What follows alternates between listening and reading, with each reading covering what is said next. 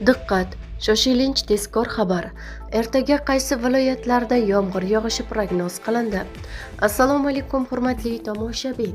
Tezkor yangiliklardan birinchilardan bo'lib xabardor bo'lishni istasangiz, videomiz ostida bir dona like va podpisatsiya tugmachasini bosib qo'yishni unutmang. O'zgidromet ertaga 24-aprel uchun qanday ob-havo bo'lishini prognoz qildi. Unga ko'ra, Toshkent shahrida yog'ingarchilik kutilmaydi.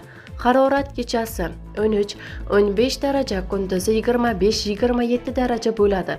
Qoraqalpog'iston Respublikasi va Xorazm viloyatida yog'ingarchilik kutilmaydi. Harorat kechasi 10-15 daraja, kunduzi 27-32 daraja bo'ladi. Buxoro va Navoiy viloyatlarida yog'ingarchilik kutilmaydi.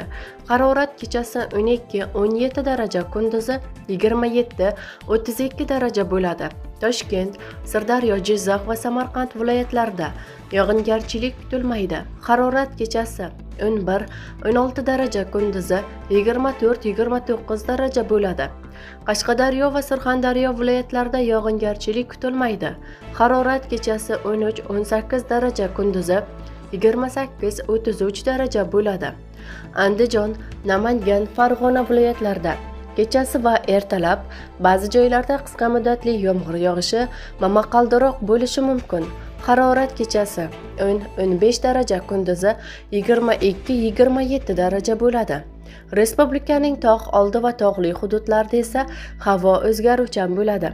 Ayrim joylarda qisqa muddatli yomg'ir yog'ishi, momaqaldiroq bo'lishi mumkin. Ba'zi joylarda tuman tushishi mumkin. Sel suv toshqin hodisalari yuzaga kelishi mumkin. Harorat kechasi 3-8 daraja iliq, kunduzi 12-17 daraja iliq bo'ladi deyiladi xabarda.